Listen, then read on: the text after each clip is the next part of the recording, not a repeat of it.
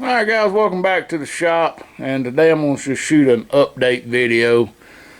Some of the stuff I've done you've seen if you've watched my previous videos. Some of it you haven't seen because I probably ain't going to upload it. And so I'll start with of course the floor you've probably seen. Got the floor in. I've got the pedals in. Got the radio in, I got the air conditioning, heat HVAC system, got the shifter in, I've got the HVAC box in.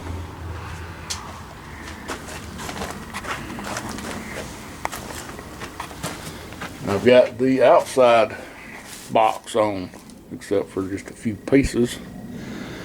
I've got the wiring pretty much done. I like a few things on the interior, like the cargo light, the dome light.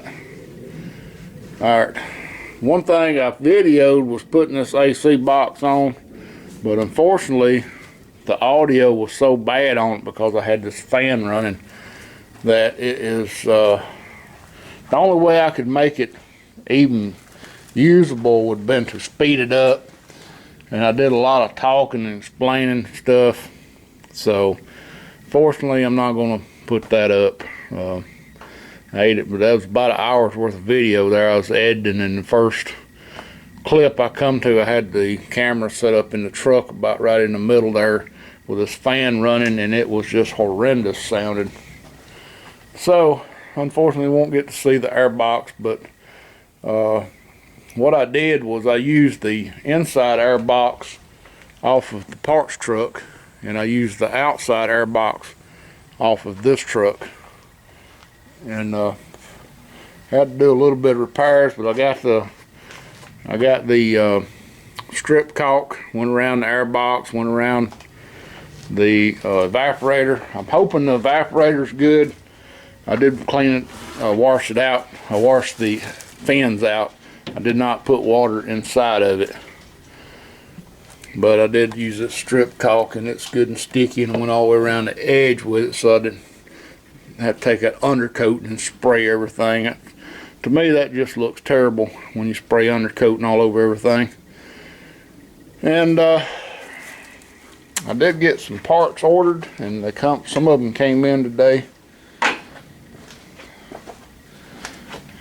So my upper and lower radiator hoses are AC Delco.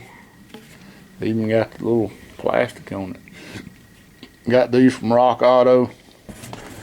That's the upper, this is the lower. And the reason I went with AC Delco is because a lot of the aftermarket ones do not fit good on the bottom. I've got some wheel seals for the front, the Timkins, all the Timken bearings for the front wheels. So a whole set for both sides of the front. And so the wheels, the wheel bearings in the front of the K10 uses a set 45 for the inside wheel bearing, that's the outside, for the outside wheel bearing, and an LM 104949 for the inside. And seal,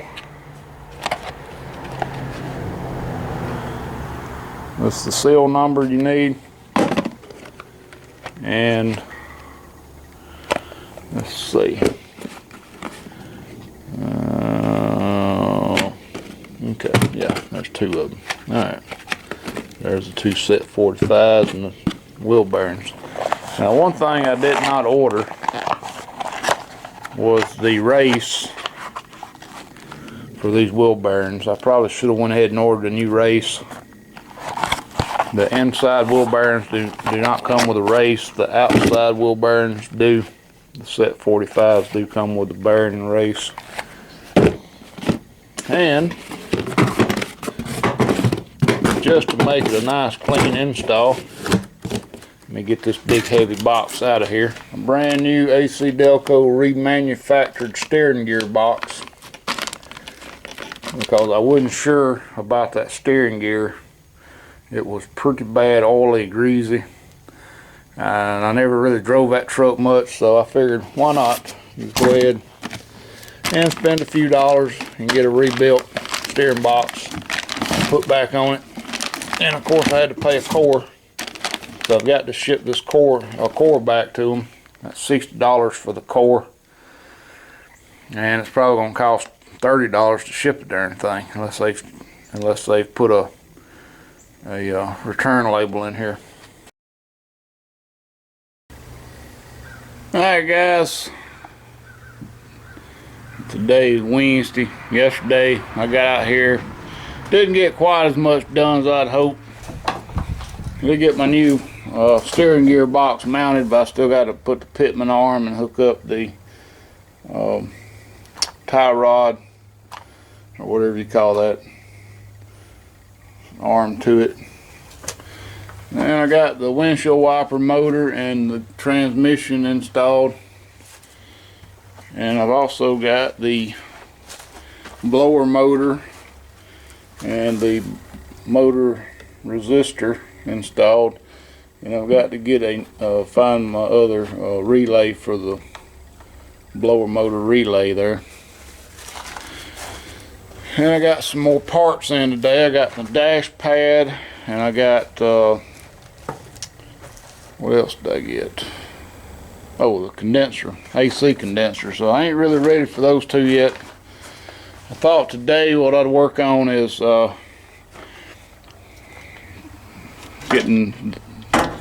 got to find my speedometer cable. I'm gonna put the headlight switch in. If I can find the speedometer cable, I'm gonna go ahead and put the bezel in.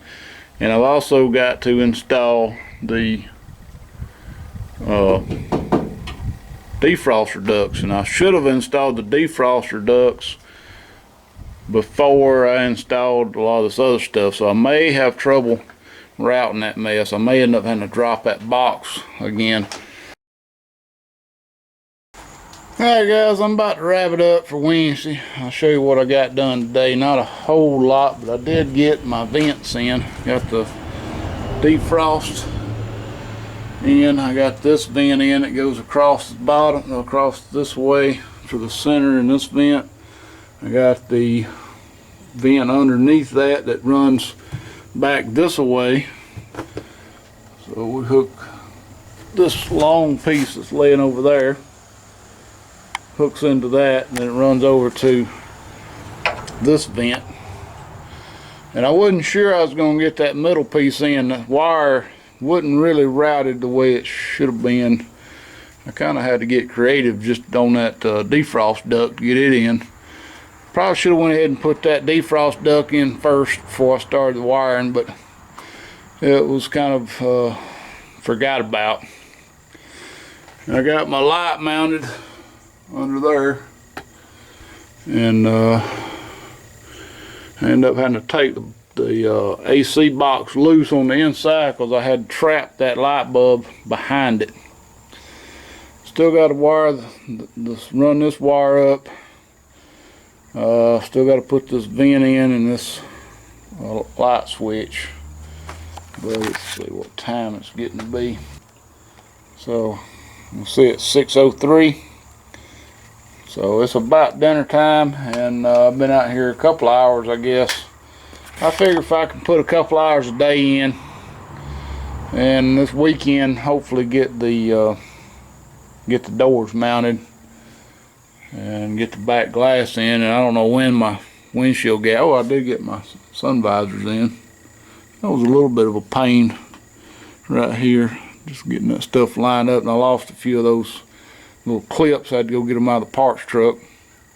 But yeah, if I can just do a couple hours in the evenings when I get home off from work this weekend, get the doors mounted and get everything in the doors and get the back glass. And if I ever I may end up having to just hire somebody to come out and put the windshield in.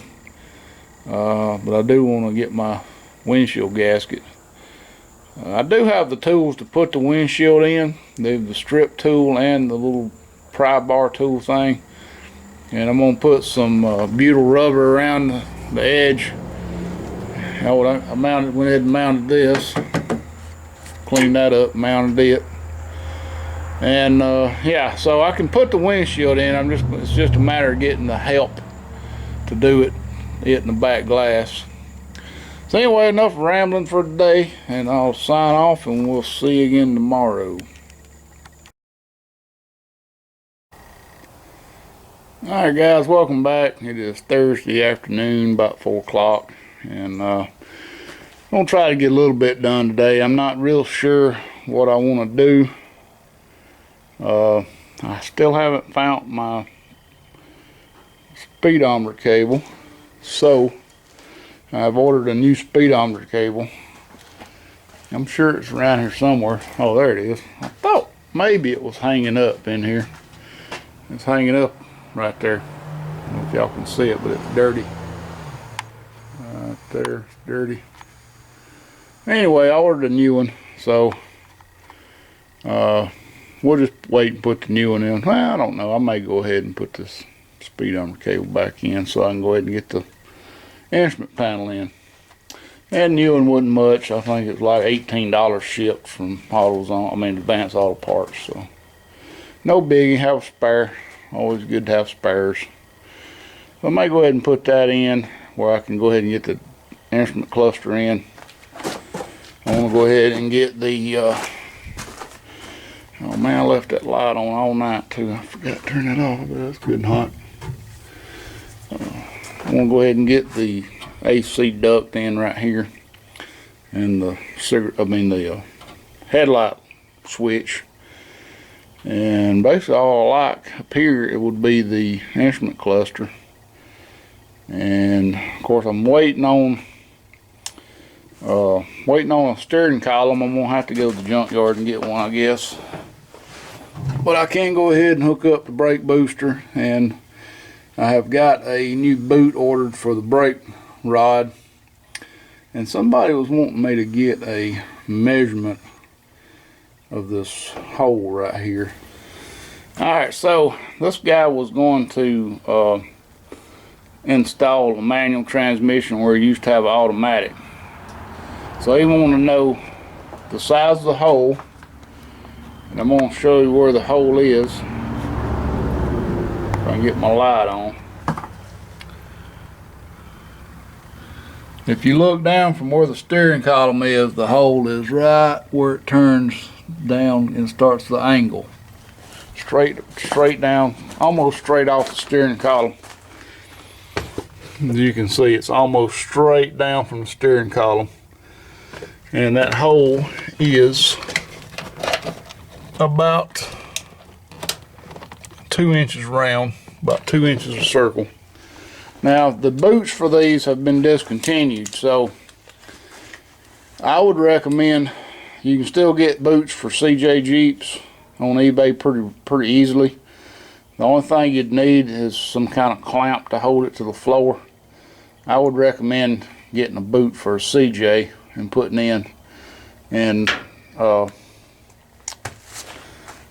instead of trying to find a GM boot, because these boots, you know, they went to hydraulic brakes in '85, so that the boots quit in '84, and now they're very hard to find. I finally got online and found one last night, and I don't expect and it said these parts have been discontinued, so it's going to get harder and harder to find. And it used to come with the inner boot and the outer boot, and now really all you can find is the inner boot. So I guess as long as you got one boot on there, just keep air from flowing up through there, water and mud and everything. The boot that come off of here, the outer boot was torn, so it's pretty much unusable. So anyway, oh, and they wanted to know the circle cut out for this transmission. Now the humps that I have seen, the big humps already have the indentation for the manual transmission. So check your hump.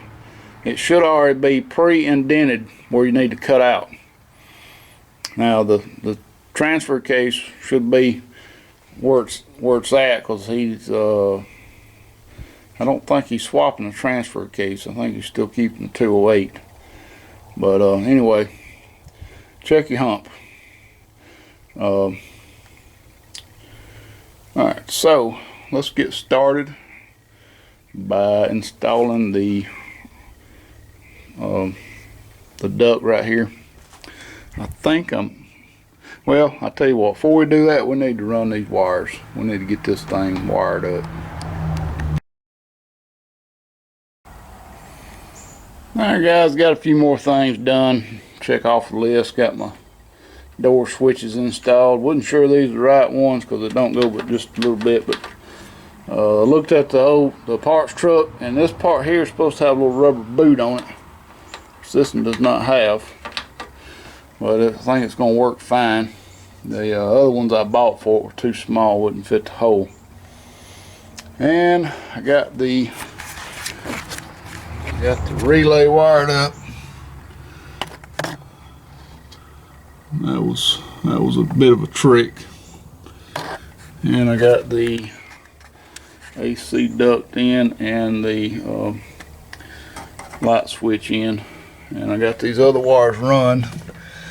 I ain't really cleaned them up too good, but I'm kind of waiting to see where the steering column, and get the rest of these wires up out of the way. Alright, so the purple and yellow wires that I fixed, they go to this clutch switch that I went ahead and temporarily installed up in here. It's easier to get to the nut. It's just a little plastic nut right there. It's easier to get through there if you got the gauges out. And because I gotta wait on my clutch rod till I get my boot. Got a brand new clutch rod to go in. And so I went ahead and took this bracket off so I could get to the brake, where to hook the brake booster up to. So I think I'm going to install it next. Alright, so installing the booster is a pretty straightforward procedure. Once you get the old one off, of course I put my nuts back on here so I wouldn't lose them. So I'm going to set them up out of the way.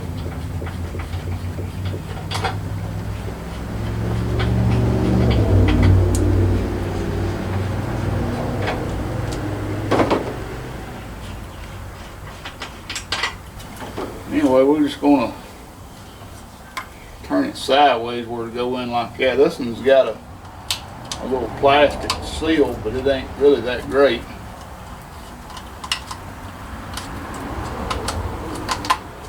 It's really just not great, so we're going to get our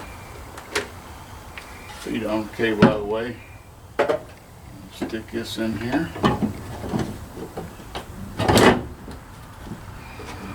Nut started. I think I'm gonna wait to put the master cylinder on for a little while, so it won't really be in my way when I go to wire this engine up. And I still got to put the brake lines in. These back ones are a little bit fun to get to. It's a little more the ratchet. Kind of get to the other one. Well, you really can't get to none of them with a ring or with an impact. Pretty much have to use a ratchet on all of them. Sometimes you even have to get a little wrench on them. Alright. So it's installed out here, so let's go install it on the inside. We'll hook the brake rod up. Alright, so on the inside we can see the rod right there. Well, we just need to put it on this little stud right here. It'll come out a little bit. I just move the pedal till it lines up and you can slide it over where it looks looks like that. And then there's a little wavy washer. I don't know if y'all can see where my hand is. Got a little wavy washer that goes on there. It's hard to hold the camera and work and not look at the camera. And then we got a little clip, little cotter pin. Got a little cotter pin, and it's easier. I think the hole's on the bottom. To me, it's shoot, I can't really do it one-handed. Pin is in. So now our brake pedal's hooked up, and we'll put the this little bracket back on here. This piece here goes over the tip, goes just like that.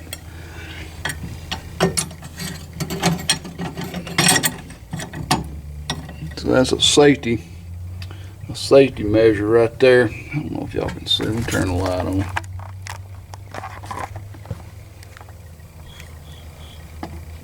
So even if that cotter pin falls out, your brake rod will not come off the stud as long as this bracket's in place. So, and also your brake switch will go in here and it'll push up against this bracket. So it's just a matter of tightening up this bracket and finding my brake switch. So here is the brake light switch, and I had to take it off the parts truck out there because I couldn't find mine. So now we need to test it, and what I'm going to do is just check resistance. Open circuit would be a 1. You can tell, can you see that? So an open circuit would be a 1, and a closed circuit would be a 0. Alright, so I'm just going to stick 1 in one side and try not to touch both of them. It's going to be hard to do one-handed. I'm going to hold it like this right here.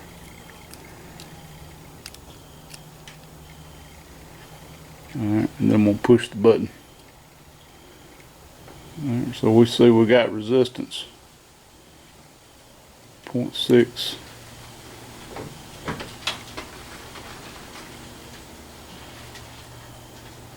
Alright. Okay, so with the switch closed, we see that we have no resistance. We close the switch and we get resistance. So the switch interrupts the flow. In other words, when the brake pedal's up, the switch is closed and there's no flow through it. When you push the brake pedal down, the switch is released and you got flow. So this appears to be a good one. So we're going to go ahead and install it. It's pretty easy to install these. Get my camera to focus. Alright, I'm going to have to hold my camera and do it one-handed. Basically, you just want to stick it in the hole and push it in. And what I like to do is go ahead and push on the brake pedal. Push it down where I can push down. Push the switch on in.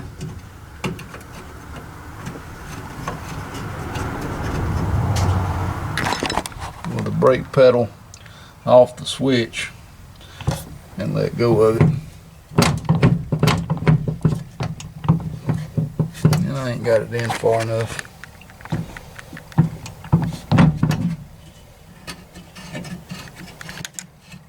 And this one screws in. You want to just screw it in. You can just screw it in until the switch is closed.